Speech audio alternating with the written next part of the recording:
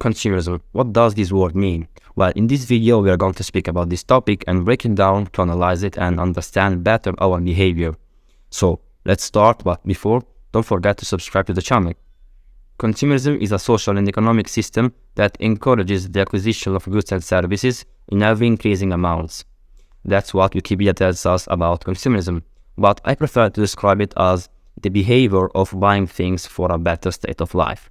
Consumerism has become a major aspect of modern society, with the media bombarding us literally with advertising about the latest and the greatest product that we need to buy, or the new experiences we have to try. But what drives this impulse to consume?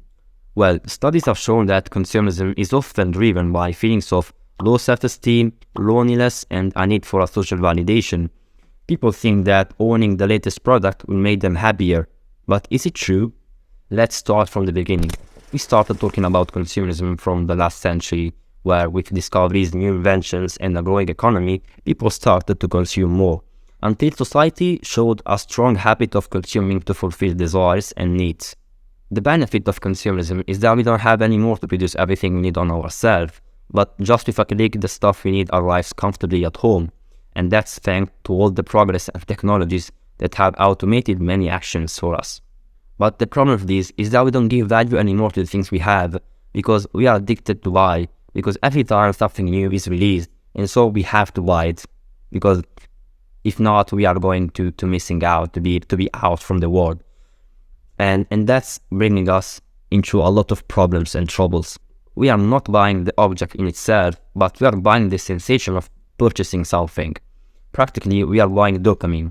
The same happens with cigarettes, drugs, alcohol, sex, and mindless scrolling on TikTok and Instagram. The sensation of buying random stuff impulsively isn't happiness. It's called in another way. It's pleasure. Pleasure isn't happiness for a simple reason, I think.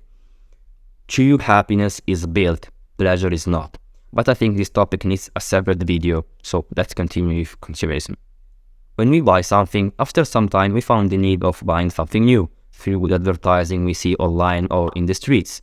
And this loop is bringing us into depression, dissatisfaction, anxiety, and insecurity, just to name a few, but there is a problem goes on. However, this constant drive to produce and buy more things often leads to financial stress and brings people into debt, as well as a lack of fulfillment and a feeling of emptiness. So, are you sure that your friend with the new iPhone is truly happy? Maybe you wonder it's not. We are living in a world where social media is playing a huge role in our society, because we compare ourselves with others, looking at what they have that we don't, and try to fill that gap by consuming and buying more. The coffee at Starbucks, the new iPhone, that expensive holiday in who knows where.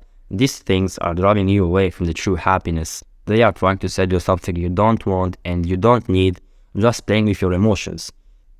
We live in a world where we have everything, but at the same time we are more depressed than ever. It's a fact. If you look at the past, people were more happier. All the advertising we see is made to consume and to spin the money machines of companies. And if you realize that now, you understand this problem and start to consume less and be more conscious about your things. Even in the supermarkets, every item is positioned strategically to push you to buy more. And that's for every shop and store. Think of IKEA.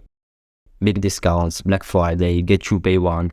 All these strategies are made to push you to buy more and spend more money without thinking, but just to feed your fear of missing out that bargain. Consumerism is causing mental pollution and the risk of forgetting the real purpose of life that is not in the material goods at all. The only persons who are making money from this are companies and everyone who sells something. It's important to note that consumerism is not just an individual problem, but also a social one. The constant drive to produce and consume is hurting the environment with fast fashion, pollution, and the waste of resources. Do you know that we produce globally around 400 million tons of plastic every year? It's a 4 followed by 11 zeros, kilos of plastic. And that's just a small portion of the problem. You are not seeing the entire problem on itself. So you can realize on yourself that it's a real problem. So what can we do to solve this problem and make the world a better place? Here are 4 ways to start. 1. Reduce consumption by practicing minimalism. I'm not saying to be a monk, but try to repair and reuse items instead of buying new ones. 2. Educate yourself and others about the negative impacts of consumerism and the true cost of it.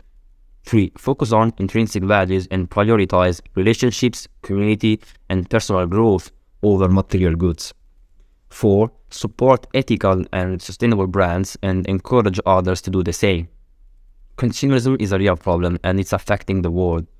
It's a complex issue that affects both individuals and society as a whole. By understanding the psychological and social factors that drives us to consume, we can start to make changes towards a more sustainable way of living. So, what do you think about it? Are you a victim of consumerism? Let me know in the comments. Thank you for watching this video and don't forget to subscribe and see you in the next video.